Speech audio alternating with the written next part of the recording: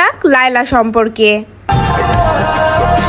Prince Mamun আর লায়লাকে চেনে না বর্তমানে এমন মানুষ নেই। দুই একদিন পরপরই তারা ভাইরাল হয় এবং সমালোচনায় আসে তারা। তো ভিউয়ার্স, চলেন আজকে জেনে নেওয়া যাক লায়লা সম্পর্কে। লায়লার আসলে কয়টা বিয়ে হয়েছিল এবং তার বাচ্চা কাচ্চা সম্পর্কে। লায়লা খুবই ভালো ঘরের একটি মেয়ে এবং পরপর দুইটা বিয়ে হয় খুবই ভালো জায়গায়। লায়লার প্রথম শ্বশুর ছিলেন একজন আর্মি অফিসার, এরপর দ্বিতীয় শ্বশুর ছিলেন একজন এয়ারফোর্স অফিসার। লায়লার বাবা ছিলেন একজন সেনা কর্মকর্তা, এমনকি তার দুইটা স্বামীও ছিল সেনাবাহিনীর কর্নেল। একজন আর্মি অফিসারের ছেলে একজন কর্নেলকে বিয়ে করেন লায়লা, আর সেটা ছিল তার প্রথম হাজবেন্ড। এক কন্যা সন্তানকে নিয়ে ভালোই চলছিল লায়লার সংসার, কিন্তু সমস্যা বাধে তার কর্নেল স্বামী যখন জাতিসংঘের শান্তি মিশনে যায় তখন থেকে। কিন্তু লায়লার মা তখন সদ্য বিধবা, স্বামীর শোক কাটিয়ে না উঠতে পারে সে অসুস্থ হয়ে যায়। সে সময় স্বামীর সাথে তিনি দেশের বাইরে না যেয়ে মাকে সেবা যত্ন করাটাই বেছে নেন। এদিকে তার স্বামী ওখানে যেয়ে আরেকটা বিয়ে করেন এবং লায়লাকে ডিভোর্স দেন।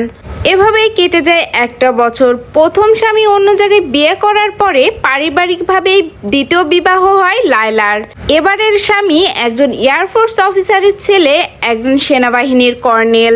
এই ঘর আলোকিত করে জন্ম নেয় লায়লার দ্বিতীয় সন্তান, যে কিনা জন্ম থেকেই অটিজমের শিকার। বাংলাদেশের সবকটা বড় হসপিটালে এই বাচ্চাটিকে চিকিৎসা করা হয়, কিন্তু কিছুতেই এ বাচ্চাটা সুস্থ হয় না। লায়লা ও তার স্বামী সারা রাত জেগে বাচ্চাটিকে সামলান এবং সকাল হলেই লায়লার স্বামী ডিউটিতে যান। মেয়েকে সামলিয়ে ডিউটি করা লায়লার চেয়ে তার স্বামীর বেশি অসুবিধা হয়ে যায় এবং আর্মির গুরুত্বপূর্ণ পদে কর্মরত থাকায় তার জন্য খুবই কঠিন হয়ে যায় এই বিষয়টি।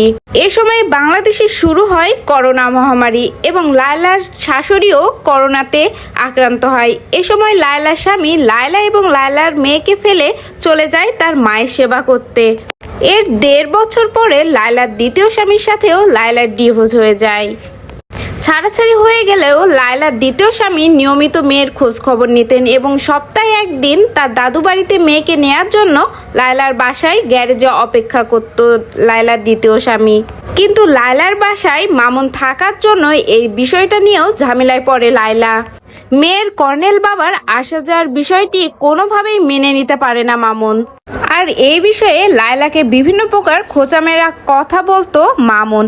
বিয়ে না করেই স্বামীর অধিকার নিয়ে লায়লার বাসায় থাকতো মামুন এবং মামুনকে লায়লার বাড়ির কাজের মানুষও সেই হিসেবে অনেক বেশি সম্মান করত। লায়লাকে নিয়ে আপনি যতটুকু জানেন লায়লার দুনিয়া তার চেয়ে অনেক বেশি বড়। এক যুগের বেশি সময় ধরে একটা ইন্টারন্যাশনাল কোম্পানিতে জব করে লায়লা এবং 18টি পরিবারের দায়িত্ব লায়লার উপরে।